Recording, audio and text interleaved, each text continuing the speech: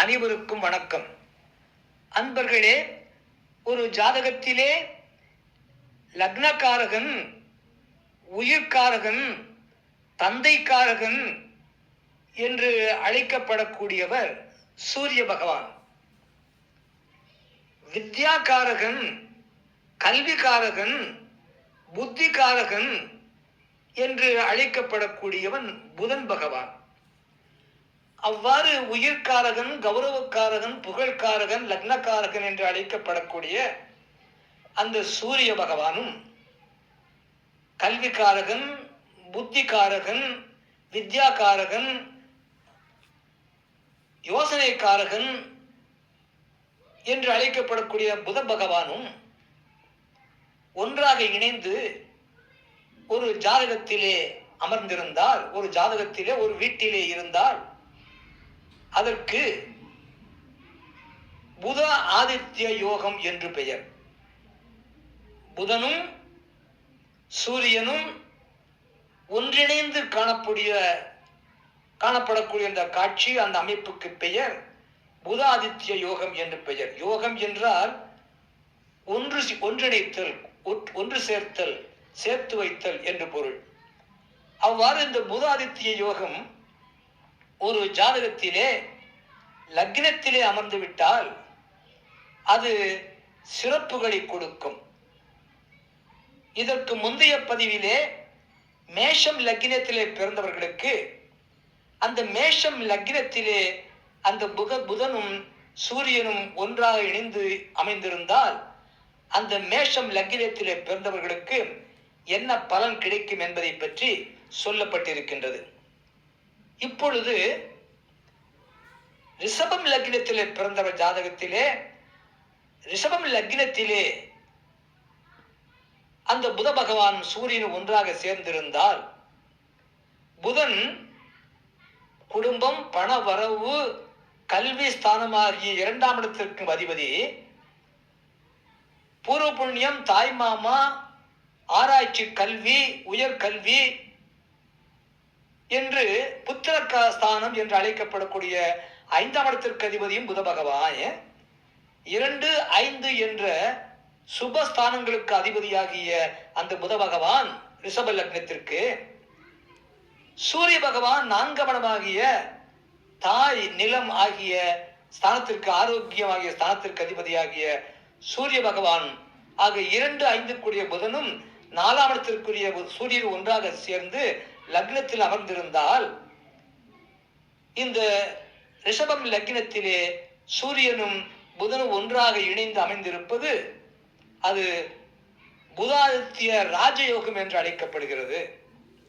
இந்த புத ஆதித்ய ராஜயோகம் ரிஷபம் லக்னத்திற்கு அமைந்திருந்தால் அந்த ஜாதகர்களுக்கு முழுக்க சுப பலன்கள் கிடைக்கும் என்பதை இந்த உதாரண மாதிரி கட்டம் போட்டு விளக்கி சொல்லப்பட்டிருக்கிறது. கேளுங்கள். இப்பொழுது நீங்கள் பார்த்து கொண்டிருக்கின்ற மாதிரி கட்டத்திலே, ஜாதக கட்டத்திலே லக்னம் 1ஆம் இடம் ரிஷபம், லக்னத்திலே பிறந்தவர்.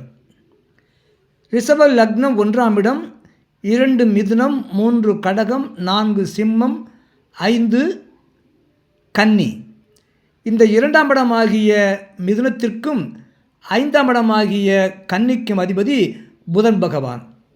2ம் சுபஸ்தானங்களாகும். 4ஆம் இடம் என்ற சுபஸ்தானத்திற்கு அதிபதி சூரிய பகவான்.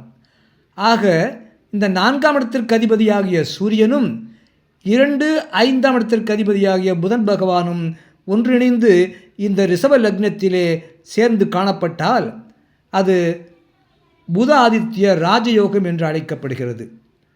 ரிஷபம் லக்னம், லக்னத்திலே சூரியனும் புதனும், சூரியன் லக்னக்காரகன், தந்தைக்காரகன், உயிர்காரகன், புகழ்காரகன், புதன் தாய்மாமா காரகன், புத்திகாரகன், கல்விக்காரகன், வித்யாகாரகன். அந்த புதனும் சூரியனும் ஒன்றாக சேர்ந்து இந்த ரிஷபம் லக்னத்திலே அமர்ந்திருப்பது அதற்கு பெயர் புதாதித்ய யோகம். இந்த ரிஷபம் லக்னத்திற்கு லக்னத்திலே புதனும் ஒன்றாக சேர்ந்து இருப்பது அது ஒரு ராஜயோகம் என்று அழைக்கப்படுகிறது. ஏனென்றால் 2, 5 என்ற சுபஸ்தானத்திற்கு அதிபதி, 4ஆம் இடம் என்ற சுபஸ்தானத்திற்கு அதிபதி, இந்த 3 ஸ்தானங்களுமே சுபஸ்தானங்களாகும். ஆகவே 3 சுபஸ்தானங்களுக்கு அதிபதியாகிய சூரியனும் புதனும் ஒன்றாக சேர்ந்து புதாதித்ய யோகம் அமைந்திருப்பது, இந்த லக்னத்திலே அமர்ந்திருப்பது, அது முழுக்க முழுக்க சுப பலனை கொடுக்கக்கூடிய அமைப்பாக இருக்கின்ற காரணத்தினாலே இந்த புதாதித்ய யோகம் ராஜயோகம் என்று அழைக்கப்படுகிறது. இப்படி அமைந்திருந்தால் அந்த ஜாதகருக்கு தேஜஸ் மிக்கவராக இருப்பார். கட்டான உடம்பு, நன்கு பளபளக்கும் உடற்கட்டுக்கோப்பு, முகம் தெளிச்சியான கவர்ச்சியான முகம், அழகான முகம், அப்படி தேஜஸ் மிகுந்த பளபளவென்று பார்ப்பவர் கண்களை கவரக்கூடிய அளவிலே அழகான ரம்யமான தோற்றம் கொண்ட உடல் அமைப்பு அவருக்கு இருக்கும். அப்படி தேஜஸ் கொண்டவராக இருப்பார். அறிவுத்திறனோ மிக சிறப்பாக அமைந்திருக்கும்.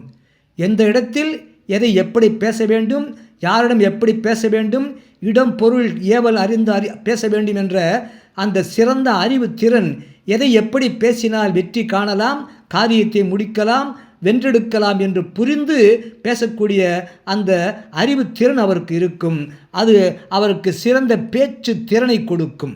அந்த அறிவு திறன் அவருக்கு அழகான சிறந்த மதிக்கத்தக்க வலிமை மிக்க பேச்சு திறனை கொடுக்கும். இந்த அறிவுத்திறனும் அந்த பேச்சு திறனும் ஒன்றாக சேர்ந்து அவருக்கு நல்ல ஆளுமையை கொடுக்கும், பர்சனாலிட்டியை கொடுக்கும். அவரை கண்டாலே எல்லோரும் மதிப்போடு பார்ப்பார்கள்.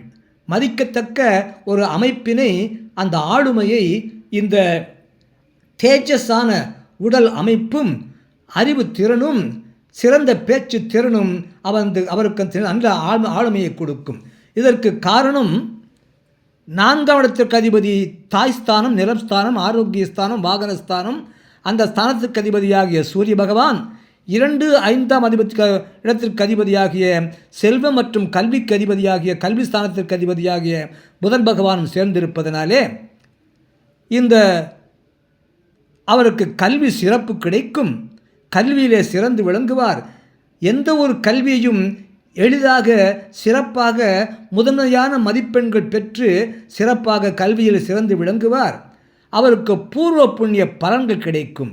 பூர்வ ஜென்மத்திலே அவர் செய்த புண்ணிய காரியங்களுக்குள்ள பலாபலன்களை பெறுவார். அந்த பலன்களால் அவருக்கு நற்பெயர் கிடைக்கும். இந்த பிறவியிலே பூர்வ புண்ணிய பலன்களாலே அவருக்கு நற்பெயர் கிடைக்கும். அதனாலே அவருக்கு குடும்ப முன்னேற்றமும் ஏற்படும். ஏனென்றால் புதன் பகவான் 2ஆம் இடம் என்ற குடும்பஸ்தானத்திற்கு அதிபதி என்பதனாலே குடும்ப முன்னேற்றம் ஏற்படும். ஆகவே ரிஷபம் லக்னத்திலே அமைந்திருக்கக்கூடிய புதா ஆதித்ய யோகம் அவருக்கு ராஜயோகம், தேஜஸை கொடுக்கும், சிறந்த அறிவு திறனை கொடுக்கும், பேச்சு திறன் மிக்க ஆளுமையை கொடுக்கும், கல்வி சிறப்பினை கொடுக்கும், பூர்வ புண்ணிய பலன்களால் நற்பெயரும் குடும்ப முன்னேற்றமும் கிடைக்கும். இவ்வாறாக ஒரு ஜாதகத்திலே ரிஷப லக்னத்திலே பிறந்தவர்களுக்கு லக்னத்திலே புதாதித்ய யோகம் எப்படிப்பட்ட பலனை கொடுப்பது என்பதை சொல்ல கேட்டீர்கள். அடுத்து பதிவிலே மிதுனம் லக்னத்திலே பிறந்தவர்களுக்கு லக்னத்திலே சூரிய புதன் சேர்ந்திருந்தால், புதாதித்ய யோகம் மிதுனம் லக்னத்தில் அமைந்திருந்தால் என்ன பலன் கிடைக்கும் என்பதை பற்றி அடுத்த பதிவிலே சொல்ல கேட்போம். மறக்காமல் சப்ஸ்கிரைப் பண்ணுங்க, லைக் பண்ணுங்க, ஷேர் பண்ணுங்க. நன்றி, வணக்கம், வாழ்க வளமுடன்.